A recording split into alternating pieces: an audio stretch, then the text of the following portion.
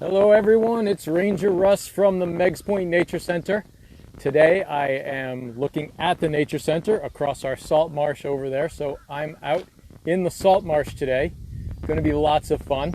I want to remind everyone there's a lot of people at Hammonasset right now. I don't know if the gate is still open and they're still letting people in, but if you go to a state park and the gate is closed, please go on, find a different park, find a different trail, a forest. There are plenty of really cool places across Connecticut. Let's not overload one or the other, and let's enjoy them. Keep our social distance and wear masks. I'm not seeing a lot of people wearing masks out there. If you can't keep your social distance, you really need to have a mask on. All right, so we're in the salt marsh. People drive by salt marshes all the time. They're all along the coast of Connecticut. And most Connecticut residents at one point or another have driven along the shoreline and looked at a salt meadow or a salt marsh. Many of you probably never wondered what happens out there. Why do we need them? Why are they important? That's what we're going to talk about today. We're only going to cover a few of the things that make a salt marsh a valuable resource. We're going to cover 4 of the major things that make a salt marsh important, particularly to us, okay? Because we all really want to know why a salt marsh is useful to people. So the first thing that the salt marsh does is it sort of acts like a filter, okay? Now, I am standing on the marsh. I'm going to angle it so hopefully you can see the ground here.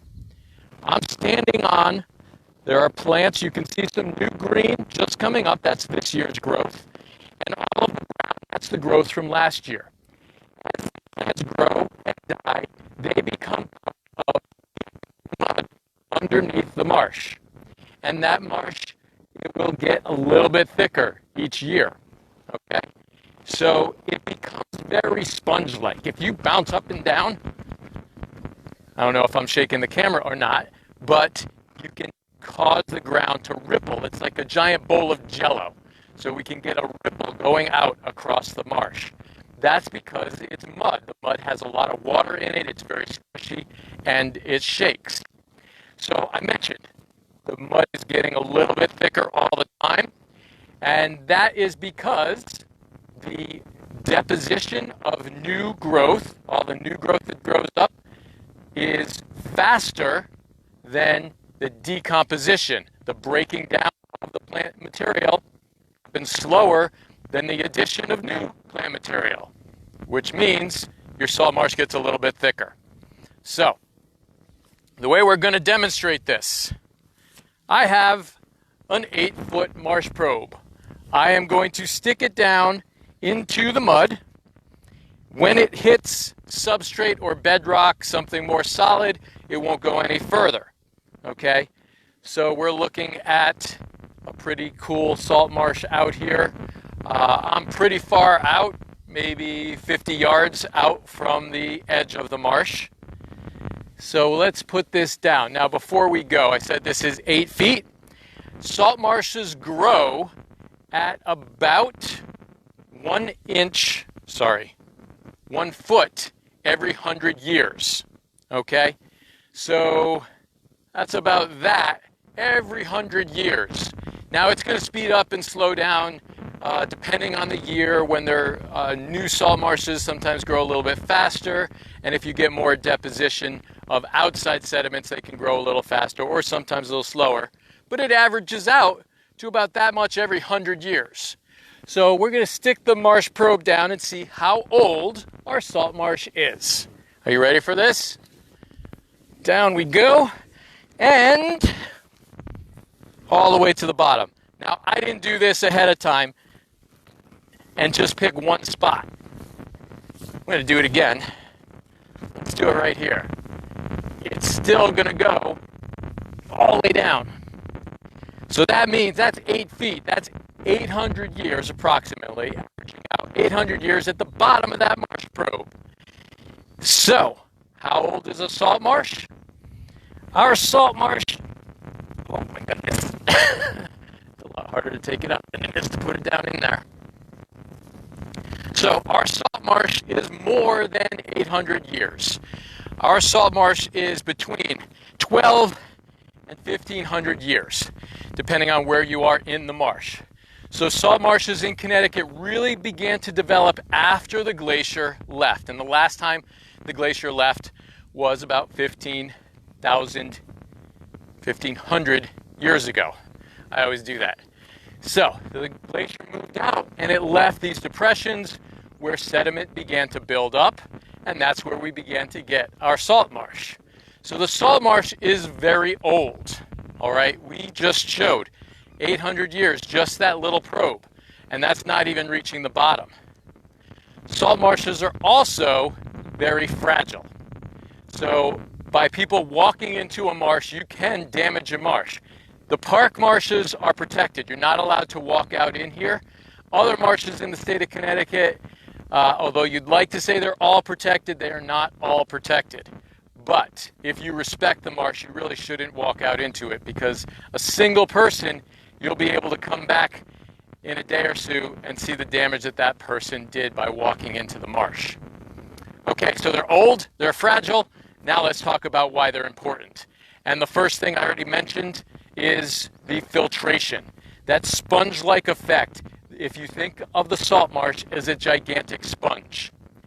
Every time the tide comes in, and the tide comes in, there's a natural channel going out to Clinton Harbor, and then eventually out into Long Island Sound. It absorbs up the water. It sucks the water into this giant salt marsh sponge. Just like a sponge, if I had a glass of water filled with sand, and I poured it into the sponge, and then I squeezed a sponge back into the glass of water, most of the water would go into the glass. Most of the sand would stay in the sponge. Okay? So each time the tide comes in, all of the holes that are in the marsh collect anything that's floating in the water, so sediments, and some toxins, and some naturally occurring nutrients like nitrogen, phosphate, and potassium. Those are things that are in our fertilizers. When you fertilize your lawn to make it green, those are taken up, and that's what makes your grass really nice and green. But if your lawn doesn't take it up, it ends up in the water, and then it ends up out in Long Island Sound, and then it ends up in the salt marsh being filtered out. So the salt marsh acts like a gigantic filter taking out. And some toxins that the salt marsh takes out can be held captive in the marsh. It doesn't allow them to go anywhere. It doesn't break them down or neutralize them, but it keeps them from affecting the environment. And it doesn't affect the salt marsh. So it can trap some toxins. That's why you don't want to dig a lot in a marsh. Okay, so it acts like a giant filter. That's the first thing that the salt marsh does for us. The second thing the salt marsh does is it sort of acts like a grocery store.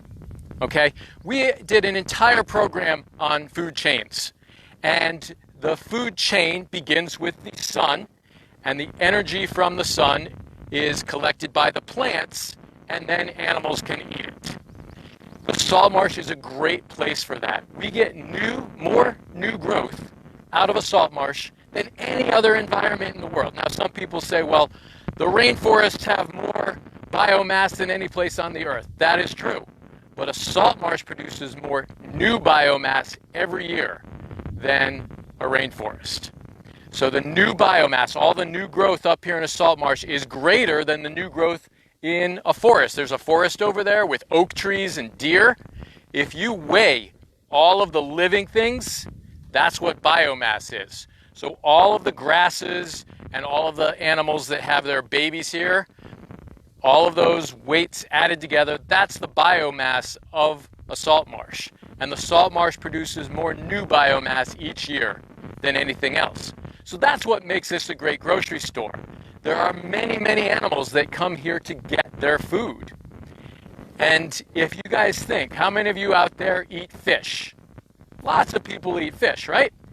Over 80% of the fish that people eat on this planet begin their lives in a salt marsh. That means if we removed all the salt marshes on the planet, we'd be removing the place for 80% of the fish that people eat. That's a lot of food that would be taken out of a food chain. And just about every food chain that connects to the salt marsh really gets most of their energy from the salt marsh. So all the fish that are eating out in Long Island Sound, they're getting their nutrients from a salt marsh. So that leads us right into the third thing that the salt marsh does, and that's that it acts like a nursery. So if you think, nurseries are places where we raise babies, either baby animals or baby plants or baby people. They all have a nursery. There are a few things that babies need to survive. They need food. We already said this is a grocery store, so there's plenty of food here. They need water. It is a salt marsh. There's water coming in here all the time. And they need shelter. I had a kid in a program one time say that babies needed hugs. And that's exactly true. That is shelter. So, with the shallow waters in here, this is a safer place for these baby fish to go and hang out. They will come into the salt pans that are way up in the marsh. When the tide goes out, they have to move because those salt pans might dry out. But they will move down, and the water in these channels will be shallow enough and they can hide out in there. When the tide comes in, there are large fish. Remember that food chain. There are large fish that come into the channels looking for babies that didn't get far enough into a sheltered zone. And they will come up into the channels as the water gets deep enough for them to get here.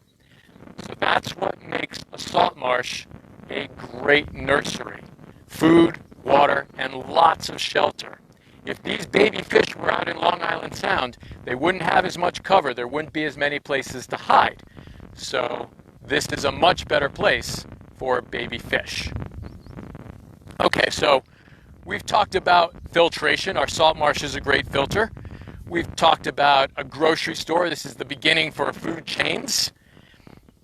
And then we talked about a nursery. This is a great place for babies to take shelter. The last thing that I'm going to talk about, and salt marshes do a lot of things, but the last thing I'm going to talk about is the thing that affects us the most directly. So we're going to bring the Marsh Probe back in here. Now, I want you to see the top of the Marsh Probe. All right, hopefully you can see the top of the Marsh Probe back here. In a salt marsh, that sponge-like effect, that absorption of water, also absorbs storm surges. So before a big storm, we will get a storm surge. And if you look at the program I did on waves, it talks a little bit about the reason we get a higher tide or a storm surge before a storm. We had a few storms a few years ago, Sandy and Irene. When those storms hit, the water was about the height of this Saltmarsh probe right now. So right where you see that handle, I would have been completely underwater for those two storms. Salt marshes absorb that water. If you guys have ever done an experiment in school where you measure the volume of a sponge and then you measure how much water the sponge takes in, and the sponge actually gets larger as it takes more and more water in. The salt marsh can do the same thing. It gets a little bit larger as it absorbs that water, and it reduces the storm surge.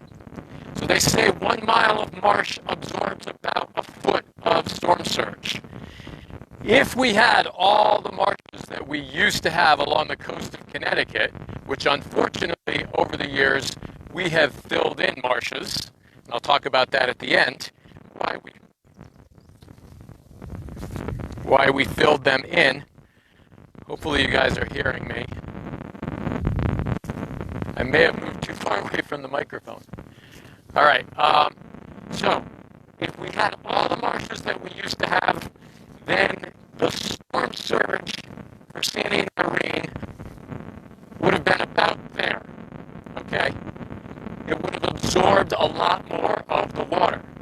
If we didn't have any salt marshes at all, so if you think of Sandy Irene, water was here. If we didn't have any salt marshes at all, the water would have been about there, okay?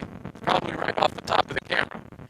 That is a lot of water, and our salt marshes help reduce the amount of that water that the coast of Connecticut would be hitting, or would hit the coast of Connecticut. Now, I don't know if you guys can see there. You hearing it at all?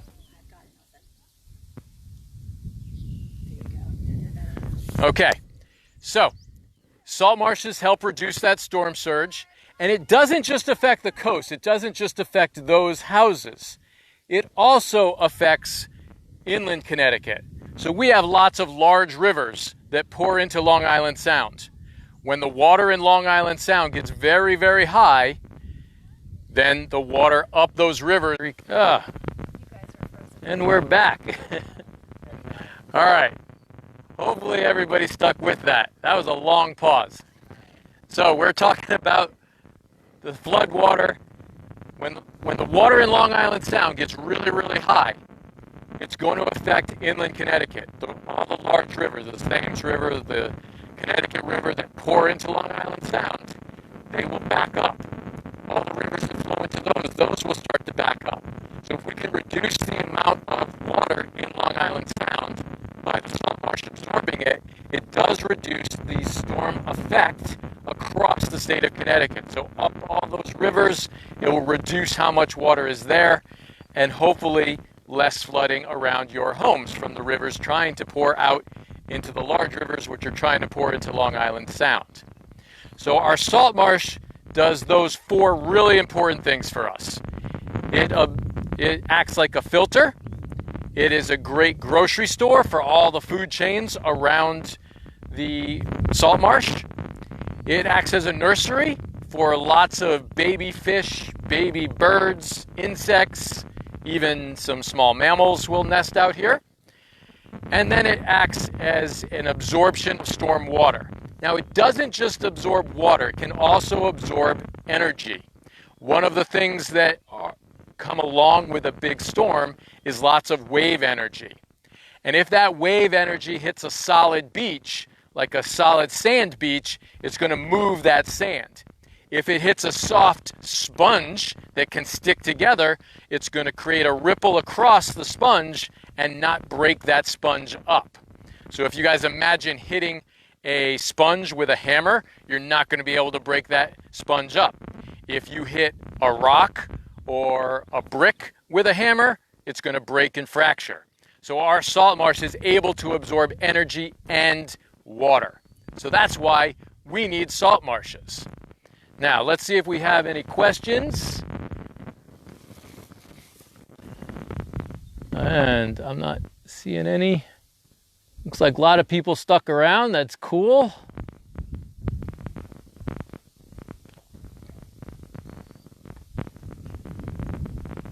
I see people said we're frozen. All right, I'm not seeing any questions. Hopefully I told you all a lot about a salt marsh, and hopefully you'll all want to protect. Oh, I know what I wanted to talk about. The reason that we lost a lot of salt marshes years ago, when settlers first started arriving in Connecticut, they looked at a salt marsh as a waste of property. Now, they would graze their crops out here, or their livestock, but livestock can't live on the salt meadow hay. It produces a lot of salt, which is a great way to supplement salt back when salt was more valuable, but you can't feed it to your livestock all the time. So this was sort of a waste of land, that you couldn't build on it because your building would sink. So they started to fill in salt marshes. And then, as we got more people and they wanted views of Long Island Sound, all of the solid ground became taken up. So they started to fill in salt marshes so they could get more people on the shoreline. We realize how important salt marshes are now, and now they are protected. It takes a lot for someone to try and develop a salt marsh, and I don't think you'd be able to in the state of Connecticut. But we did lose a lot of marshes over the years. So from now on, if everybody looks at a salt marsh, hopefully you look at it a little bit differently, and hopefully you will all appreciate a salt marsh. Saltmarsh restoration. So someone's asking about Marsh Restoration, and we were able, here at Hammonasset was the first place that I know of on the entire east coast of the U.S. where we did a marsh restoration. There was an area of Hammonasset that was filled in to make a parking lot. So they dredged the sand out of the beach and filled in a salt marsh. That, we went in years later, scraped the sand away, reshaped the mud that was still underneath, and a salt marsh grew in. It only took a few years, and we had all these great marsh plants, and now it is a functional salt marsh. We've done that now a couple of times because it was so successful the first time. So you can restore land back, and it depends on how it's filled in. This area was just filled in with sand. If they're doing a building on it, they probably would put a lot more fill, and it'd be a little bit harder to restore, but you can restore a salt marsh. Can you sink in a salt marsh? So I'm out in a stable part of the marsh. There are softer areas. Sometimes you get natural sinkholes. It's just an area where it's a lot softer and you can sink. And then there are areas called mosquito ditches, which I'm going to do a whole nother program on mosquito ditches, where it's a lot softer. All right, I see a lot of comments here.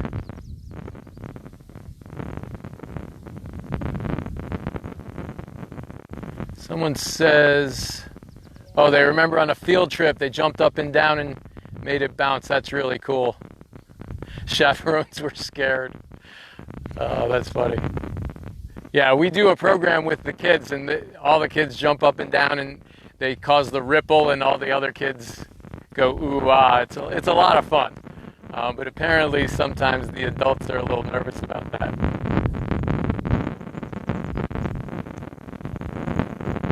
Someone asked if we are in danger of not having enough salt marshes. I'm going to say the answer to that is yes. With sea level rise, for whatever the cause, sea level is rising. It's rising faster than it ever has in the history of the planet. So as that's rising, it's rising so fast that salt marshes aren't able to keep up with it. So naturally a salt marsh would migrate into the shallows all the way along the coast, anywhere where it's a little shallow area. The salt marsh will reach out, and as the salt begins to deposit there, salt marsh plants would be able to grow, and you'd establish a new marsh.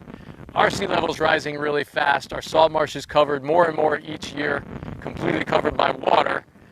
So that's not a really good sign. And we talked about how important salt marshes are, so that's one of the reasons to try and reduce the amount of sea level rise that we're getting right now. All right, I want to thank everybody. Aaron's watching. Aaron used to do this program back in the 90s.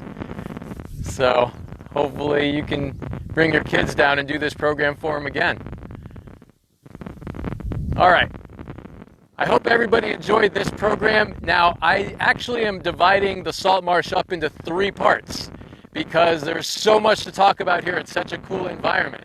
We are going to come back and talk about the plants and animals that are here, and then we're going to come back and talk about the mosquito ditches. So I'll be doing 2 more programs from the salt marsh. We're going to continue to do the programs. I'm starting to run out of live animals in the Nature Center, but the weather's great now, so we're going to be outside as much as possible doing these programs from wherever I can go, anywhere in the park.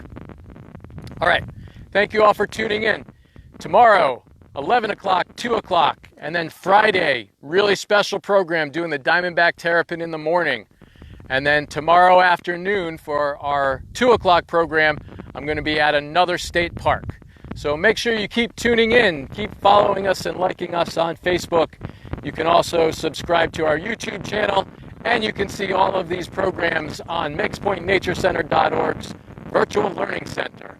I hope you're all enjoying this day, and I will see you tomorrow.